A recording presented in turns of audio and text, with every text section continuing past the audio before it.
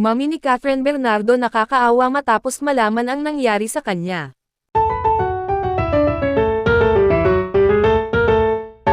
Isang emosyonal na yugto ang bum-alot kay Mami Min Bernardo matapos mabatid ang sinapit ng anak niyang si Catherine. Hindi niya napigil ang mapaluhan nang malaman ang ginawa umano ni Kyle Echari. Ayon sa mga malapit kay Mami Min, labis ang kanyang pag-aalala at sakit na naramdaman. Sa unang pagkakataon, nakita raw siya ng pamilya na labis na nanghina sa sobrang sama ng loob. Hindi niya akalain na sa kabila ng proteksyong ibinibigay niya kay Catherine, may ganitong mangyayari. Ilang araw umano siyang hindi makatulog sa pag-iisip kung paano pinoprotektahan pa ang anak. Naglabas ng maikli ngunit matatag na pahayag si Mami Min tungkol sa insidente. Aniya, walang sino man ang may karapatang saktan ang kanyang anak. Mariin niyang pinanghawakan ang prinsipyo na dapat respetuhin ang bawat babae. Samantala, si Kyle Echari naman ay nagpakita na ng pagsisisi.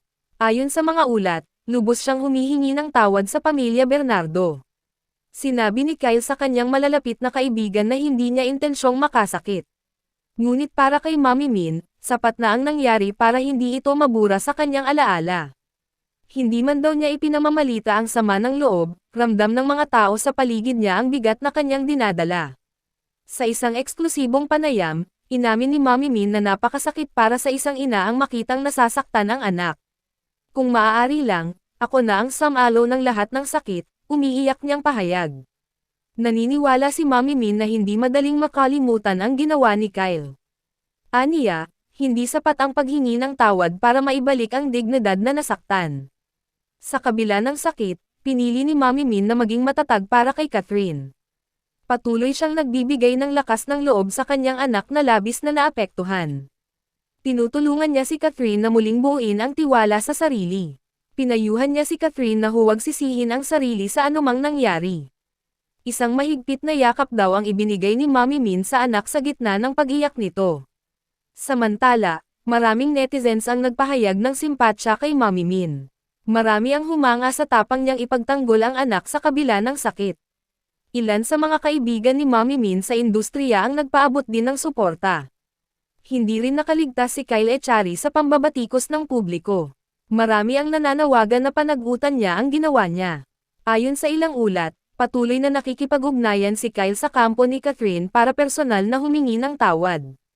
Ngunit hanggang ngayon, hindi pa rin lubos matanggap ni Mami Min ang nangyari. Sa isang mensahe, sinabi niya na paggalang at dignidad ang pinakaimportante para sa kanyang pamilya. Dagdag pa niya, ituturo niya kay Catherine na maging mas matatag mula sa karanasang ito. Hindi raw niya hahayaang sirain ng insidente ang kinabukasan ng kanyang anak. Tiniyak ni Mami Min na hindi sila magpapadala sa galit kundi magpo-focus sa paghilom. Inihayag din niya na pinagdarasal niya si Kyle, ngunit hindi niya kinakalimutan ang sakit. Aniya, ang tunay na pagsisisi ay hindi lamang sa salita kundi sa tunay na pagbabago. Naniniwala si Mami Min na darating ang panahon na makakabangon si Catherine ng mas malakas. Habang si Catherine ay patuloy na nagpapakatatag, si Mami Min ang kanyang sandalan. Ipinahayag din ni Mami Min ang pasasalamat sa mga fans na nagpakita ng suporta. Sa pagmamahal ninyo, unti-unti naming nararamdaman ang paghilom, sabi niya. Naging viral rin sa social media ang isang larawan ni Catherine at Mami Min na magkayakap at umiiyak. Marami ang nagsabing walang katumbas ang pagmamahal ng isang ina. Kahit labis ang kanyang lungkot, hindi iniwan ni Mami Min ang kanyang anak sa gitna ng unos. Hindi niya inalintana ang mga panghuhusga at mga espekulasyon ng ibang tao. Ang tanging importante raw sa kanya ay ang kapakanan ni Catherine. Sa huli, tiniyak ni Mami Min na ipaglalaban niya ang kanyang anak sa anumang laban. Hindi raw siya titigil hanggat hindi nakakamit ni Catherine ang buong paghilom. Pinayuhan din niya ang ibang ina na palaging maging sandalan.